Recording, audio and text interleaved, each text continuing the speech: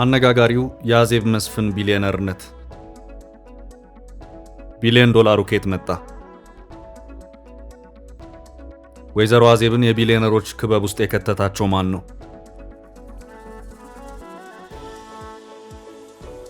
ባለፈው ሳምንት የቀድሞ ጠቅላይ ሚኒስትር አቶ መለስ ዜናዊ ባለቤት ወይዘሮ አዜብ መስፍን ከአላሙዲ ቀጥሎ ከፍተኛ ሀብት በማካበት በሁለተኛ ደረጃ ላይ ተቀመጡ የሚሉ መረጃዎች ሲወጡ ታይተዋል። በርካቶችም የተቀባበሉት መረጃ ሆኖ ታይቷል። የመረጃው ምንጭ ተደርጎ ሲጠቀስ የነበረውም አፍሪካን ኢንፎርማንት የተባለ ድረገጽ ነው። አፍሪካን ኢንፎርማንት በ2025 የኢትዮጵያ ስራ ፈጣሪዎች ሀብት ደረጃን አወጣበት በተባለው ዝርዝር ውስጥም ወይዘሮ አዜብ በ4 ቢሊዮን ዶላር የተጣራ ሀብት በኢትዮጵያ ደረጃ ከሼክ መሐመድ ሁሴን አላሙዲ ቀጥሎ በሁለተኛ ደረጃ ተቀምጠዋል የሚልም ሆኖ ታይቷል። ቢሊየነርነት ያውም በዶላር ደረጃ የሚገለጽ ሀብት ከየት መጣ የሚለው ጉዳይ ብዙ ሲያነጋግርም ታይቷል። ለመሆኑ የቢሊየነሮች ክበብ ውስጥ ሊያስገባቸው የሚችለውን ሀብት ወይዘሮ አዜብ ከየት አገኙ የሚለው ወሳኙ ጥያቄ ነው። ከጡረታ ገንዘብ ያለፈ ገንዘብ የለኝም፣ ለባለቤት የምርምር ስራዎች የመጽሐፍት ህትመት እገዛ ያስፈልገኛል ሲሉ የነበሩት አዜብ በየት አቅጣጫ ቢሊየነር ሆኖ የሚለው ጉዳይ በሰፊው አወያይቷል።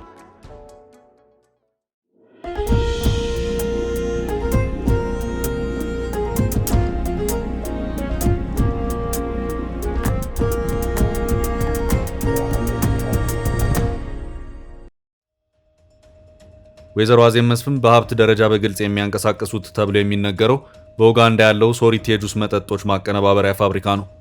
አዜብ የዚህ ኩባንያ ባለሙሉ ድርሻ ወይም ባለቤትም ሆኖ አይታዩም። ኩባንያው በኡጋንዳ አሉ ከሚባሉት አግሮ ኢንዱስትሪዎች መካከል አንዱ ነው። ከበርካታ አርሶ አደሮች የብርቱካን ምርቶችን በመቀበል ጨምቆና አዘጋጅቶ ለገበያ ያቀርባል። በምህጻረ ቃሉ ዩዲሲ ወይም ዩጋንዳ ዴቨሎፕመንት ኮርፖሬሽን በሚባለው መንግስታዊ ድርጅትና በኡጋንዳ አርሶ አደሮች የቢዝነስ ሽርክና ባለቤትነት የሚተዳደር ኩባንያ ነው። ይህ የአግሮ ፕሮሰሲንግ ኩባንያ በአስተዳደር ችግርና ከሙስና ጋር በተያያዘ ብዙም ወደፊት መግፋት አልቻለም። ሲነሳ የነበረው እቅድ ከብርቱካን ባለፈ ሌሎች ጭማቂዎችን በጥራትና በብዛት ማምረት ከዚያም ዓለም አቀፍ የጥራት ደረጃዎችን በማሟላት ጭምር ወደ ውጭ ምርቱን መላክ የሚል ነበር። ነገር ግን አልሆነም። ምርቱን ወደ ውጭ መላክ ይቅርና ኩባንያው ራሱ እንደ አንድ የቢዝነስ ተቋም መቀጠል የሚችልበት ሂደትም ጭምር ጥያቄ ውስጥ ገባ። ይህም በመሆኑ ኩባንያውን ቢያንስ ከውድቀት ለማዳን ምን እናርግ በሚልም ምክር ተጀመረ። በዚህ ምክር ውስጥ የተገኘው የመጨረሻ አማራጭ የገንዘብ አቅም ያላቸውን ባለሀብቶች በሽርክና ማስገባት የሚል ነበር። ወይዘሮ አዜብ በኡጋንዳ ሶሪቲ የፍራፍሬ ጁስ ማቀነባበሪያ ፋብሪካ ውስጥ ድርሻ እንዲኖራቸው ብቅ ያሉትም በዚህ ወቅት ነበር።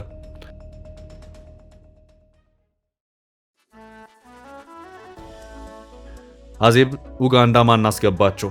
ከጡረታ ደሞዝ ያለፈ የፋይናንስ አቅም የለኝም ሲሉ የነበሩት ወይዘሮ አዜብ በምን አይነት የፋይናንስ አቅም በመንገዳገድ ላይ ያለን ኩባንያ በመግዛት ቀጥ አድርገው ለማስኬድ ወሰኑ? በዚህ ዘርፍ ስለመሰማራት ምን አነሳሳቸው የሚሉት ጥያቄዎች ብዙም ግልጽ የሆነ ምላሽ የላቸውም። ወይዘሮ አዜብ እስካሁን ባለው ሁኔታ ይፋ የሆነ ኢንቨስትመንታቸው ይሄው የኡጋንዳው ሶሪቲ የፍራፍሬ ጭማቂ ማቀነባበሪያ ነው። ይህም ቢሆን እሳቸውን ወደ ቢሊየነርነቱ ማማ አስፈንጥሮ ማስወጣት ይቅርና ገና ከመንገዳገድ ያልወጣ ድርጅት ነው። የግል ድርሻው ተፈቅዶ ወይዘሮ አዜብ እዚሁ ኩባንያ ውስጥ እንዲገቡ ሲደረግም ብዙ አጨቃጫቂ ጉዳዮች እንደነበሩት መረጃዎች ያመለክታሉ። ከዚህ ጭቅጭቅ ባለፈም ኩባንያው ምርቱን ወደ ውጭ ልኮ ዶላር ማግኘት የቻለበት ሁኔታም የለም።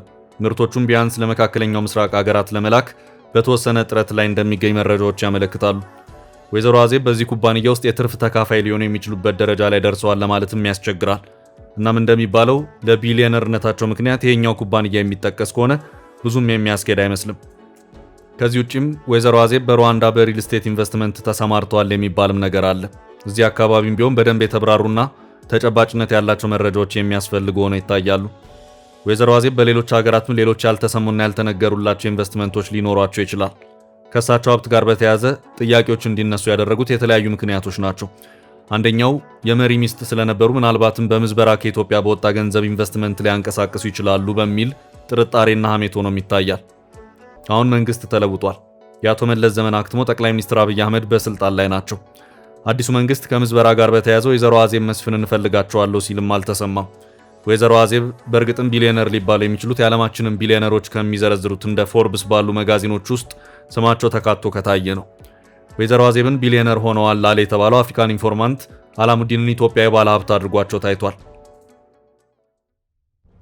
መረጃው ላይ ጥርጣሬ የሚያሳድር ፍንጭም እዚህ ጋር ይታያል። አላሙዲ ትውልደ ኢትዮጵያዊ የሆኑ ነገር ግን በዜግነት ሳውዲ አረቢያ የሆኑ ሀብታቸውና የሀብት ምንጫቸውን በሳውዲ የተመዘገበ ነው። ፎርብስ ሼክ መሐመድ ሁሴን አላሙዲንም በቢሊየነርነት ምድብ ውስጥ ሲያወጣ ሳውዲ አረቢያዊ አድርጎ ነው። እናም አፍሪካን ኢንፎርማንት መረጃ ላይ ጥያቄ የሚነሳውም ከዚሁ ጋር ጭምር ተያይዞም ነው። ሌላኛውና ነገሩን የበለጠ ያጋጋለው ደግሞ አዜብ መስፍን በዶላር በሚተመኑ የቢሊዮነሮች ሊስት ወይም ዝርዝር ውስጥ ገቡ የሚለው ነው። ቢሊዮነርነት ያውም በዶላር በሚተመን ደረጃ እንዲህ ዝም ብሎ ቀለል ተብሎ የሚታይ አይደለም።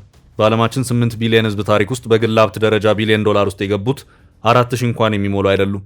ይህም ቢሊዮነርነት በዶላር ተሰልቶ ሲቀመጥ ምን ያህል ከባድ እንደሆነም ግልጽ ማሳያ ነው። በዚህ ሂደት ውስጥ በእርግጥ የቢሊዮነርነት ማማው ላይ ከወጡ በምን መልኩ ወጡ የሚለውም ጥያቄ ነው። እስከዛሬም ድረስ የዓለማችንን የቢሊዮነሮች ዝርዝር በሚያወጣው ታዋቂው የፎርብስ መጋዚን ውስጥ የወይዘሮ አዜብ መስፍን ስም አልታየም። እሳቸውም ቢሊዮነር ሆንኩ ያሉበት አጋጣሚም አልተሰማም። በእርግጥ ወይዘሮ አዜብ እስከዛሬው ባሉት ቃለ ምልልሶቻቸው የሚሰሙት ቢሊዮነር መሆን ይቅርና ከዕለት ኑሮ መሸፈን ያለፈ ፈቀቅ ያለ የሀብት አቅም የሌላቸው መሆኑን ነው። ወይዘሮ አዜብ ከ6 ዓመት በፊት ከቢቢሲ ጋር በነበራቸው ቆይታ በገቢያቸውና በቀጣይ መስራት ስለሚፈልጉት ስራም ተጠይቀው ነበር። ጥያቄውም ለግሎ መተዳደሪያ የሚሆንን ስራ አገኙ የሚል ነበር። ለዚሁ ጥያቄ የወይዘሮ አዜብ ምላሽ የነበረው ህወሓት የንግድ ስራ ላይ አሰማርቶኝ ስለቆየው እስከዛሬ እኔን የሚመለከት ምንም ነገር አልነበረም። ለህዝብ ነው የሰራሁት። የወጣሁትም ይረከባሉ ለተባሉ ሰዎች አስረክቤ ባዶ እጄን ነው የወጣሁት። ስተዳደርም የቆየሁት በዋናነት ለመለስ በሚሰጠው የጡረታ ገቢ ነው እና ከቤተሰብ ሲተዳደር የቆየው ከዛም እያለ ነበር። ካሁን በኋላ ግን የራሴን ስራዎች መስራት እፈልጋለሁ። በንግድ ዘርፍ ለመግባት እያሰብኩ ነው።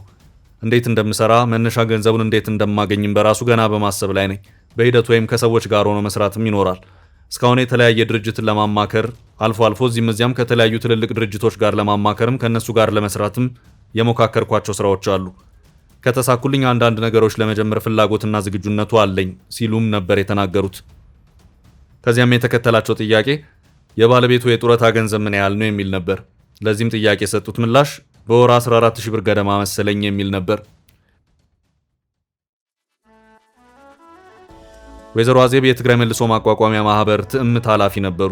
ድርጅቱ ከመነሻው እስካለበት ደረጃ ድረስ ከምዝበራ ጋር በተያያዘ በብዙ መልኩ ስሙ ሲነሳም ይታያል። በውስጡ ካለው ውዝግብ ባሻገርም በመንግስት በኩልም የተለያዩ እገዳዎች ተጥለውበት የነበረ መሆኑ የሚታወስ ነው።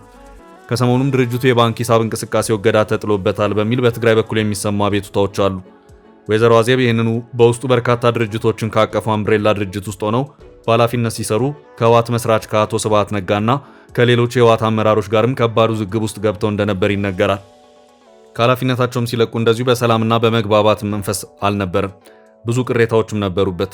ከወይዘሮ አዜብ የፈርት አስተዳዳሪነት ጋር በተያያዘ የተነሳ ውዝግብ የተያዘው ከምዝበራ ጋር ነው፣ ከማስተዳደር ብቃት ማነስ ጋር ነው ወይስ በነበረው የፖለቲካ ግብግብ በሌሎች ተገፍተው ነው የሚሉት ጉዳዮች ግልጽ አይደሉም።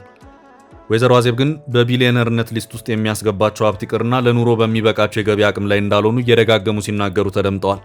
ወይዘሮ አዜብ ፖለቲከኛ ነበሩ። ከባለቤታቸው አቶ መለስ ዜናዊ ጋርም ትዳር መስርተው የመጀመሪያ ልጃቸውን የወለዱት እሳቸውም በትጥቅ ትግል ላይ ያሉ ነው። ሆኖም አሁን ባለው ሁኔታ ከፓርቲ ፖለቲካ ወጥተው ወደ ቢዝነሱ ዓለም እየገቡ ለመሆኑ የኡጋንዳ ኢንቨስትመንታቸው ማሳያ ነው። የህወሓት ጉዳይ በቃኝ ማለታቸውን በዚሁ የቀደመው የቢቢሲ ቃለ ምልልሳቸው የሚያስታወቁበት ሁኔታ ታይቷል። በዚሁ ማብራሪያቸውም ራሴን የምወቅስበት ስራ ሳልሰራና ጥሩ ስራ ሰርቼ ከፓርቲ መውጣቴን እኮራበታለሁ፣ ሰው የፈለገውን ቢል ሲሉም ተናግረዋል። ወይዘሮ አዜብ በቀድሞ ጠቅላይ ሚኒስትር አቶ ኃይለማርያም የስልጣን ዘመን በአብዛኛው ኑሯቸውን በኢትዮጵያ አድርገው ነበር። ከዚያም ለውጡን ተከትሎ ጠቅላይ ሚኒስትር አብይ አህመድ እንደመጡም በሀገር ውስጥም በውጭም ሀገራት ወጣ ገባ ላይ ነበሩ። አሁን ግን ብዙም የኢትዮጵያ ምልልስ አይታይባቸውም። በአንድ ወቅት መነጋገሪያ የነበሩት አቶ ኃይለማርያም ከተሾሙ በኋላ የ4 ኪሎ ቤተ መንግስትን አልለቅም ከማለታቸው ጋር በተያያዘ ነበር። በወቅቱም አቶ ኃይለማርያም ከቤተ መንግስት ውጪ ሳር ቤት ባለ ሌላ ቤት ለተወሰነ ጊዜ መቀመጥ ግድ ብሏቸውም የነበረበት ሁኔታ እንደነበር የሚታወስ ነው። በጊዜውም ቢቢሲ ለወይዘሮ አዜብ ካነሳቸው ጥያቄዎች መካከልም አንደኛው ባለቤት ሆነ የቀድሞ ጠቅላይ ሚኒስትር መለስን በሞት ካጡ በኋላ ቤተ መንግስት የሄዱበት አጋጣሚ ነበር የሚለው ይገኝበታል። የወይዘሮ አዜብ ምላሽ የነበረው ብዙ ጊዜ አልሄድም፣ የፓርቲው ስራ አስፈጻሚ በነበርኩበት ጊዜ 1-2 ቀን የጠቅላይ ሚኒስትር ጽህፈት ቤት ሄጃለሁ። የሄድኩትም ስብሰባው እዚያው ግቢ ውስጥ ስለነበር ነው። ከዚያ ውጭ ግን አልሄድኩም፣ መሄድም አልፈልግም። የቀጠለው ጥያቄ ቤተ መንግስቱ ከልጆቹ ከቤተሰቡ ጋር ለረጅም ዓመታት የኖሩበት ነውና አይናፍቆትም የሚል ነበር። የወይዘሮ አዜብ ምላሽ የነበረው በዚያ ሳልፍ እንኳን ምንም አይነት ስሜት አይሰማኝም፣ ምክንያቱም ከቤተ መንግስት የወጣሁት መለስን ቀብሬ ነው እና ደግሞ ቤተ መንግስትን እንደ ታጋዮች ሆነን የሥራ ድርሻ ተሰጥቶን ነው የኖርንበት። ከቤተ መንግስት እንወጣ መለስን ቀብሬ እወጣለሁ ብዬ አላሰብኩም ነበር። ሁለታችን አብረን የምንወጣበትና እንደ ማንኛውም ኢትዮጵያዊ ነፃ ሆነን ተንቀሳቅሰን የምንኖርበትን ጊዜ እመኝ ነበር። እኔ ብንቀሳቀስም መለስ ግን የመንቀሳቀስ እድል አላገኘም። እዚያው እንደታሰረ እዚያው ቀብሬው መውጣቴ ይሰማኛል። ከቤተ መንግስት ይልቅ ስላሴ ቤተ ክርስቲያን ስገባ በጣም ይሰማኛል። እና ቤተ መንግስትን ሳይ መለስን ቀብሬ የተመለስኩበትን ሰዓት ብቻ ነው የማስታውሰው። አስክሬኑን ይዤ የወጣሁበትን ደቂቃዎች ብቻ ነው የማስታውሰው። ሌላው በሙሉ ለምን እንደሆነ አይገባኝም፣ ትዝ አይለኝም ሲሉ ነበር ምላሻቸውን የሰጡት።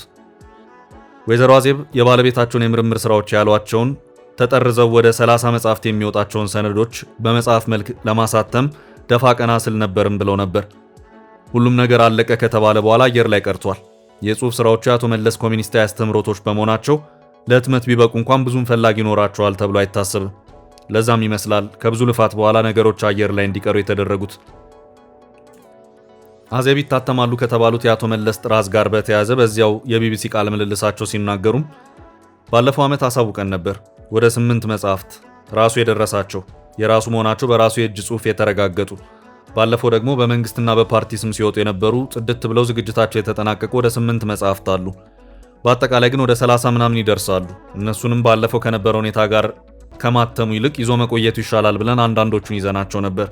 የበጀት እጥረት አጋጥሞንም ነበር። የነበረንና ያገኘነውን በሙሉ በቅድሚያ ለህዝብ መናፈሻው ኢንቨስት ስላደረግነው ነው። ስለ ዴሞክራሲ የጻፈው በቅርቡ ይታተማል። ስለ ግብርና የጻፈውና ሌሎችም ጠቅለል ተደርገው በቅርቡ ይታተማሉ። በቮሊዩም ወይም በክፍል ስለጀመርነውና የሃርድ ከቨሩ ሽፋኑ ነገር አስቸጋሪ ስለሆነ የተወሰነው ውጭ ይታተማል። በብዙ ደግሞ እዚህ ታትሞ ለአንባቢያን በቅርብ እንዲገኝ እናደርገዋለን። በእንግሊዘኛ ተዘጋጅተው የተቀመጡ በጣም ግዙፍ እነርሱን ሳያካትት ማለት ነው እንጂ ብናካትታቸው በጣም ብዙ ናቸው። ከ30 በላይም ይሄዳሉ። ግን አሁን ዝግጁ ናቸው፣ ሊወጡ ይችላሉ ብለን ያመንባቸው 8ቱ ናቸው ሲሉም ነበር የተናገሩት። አሁን የአቶ መለስ የመጽሐፍት ህትመት ጉዳይ ወሬውም የለ።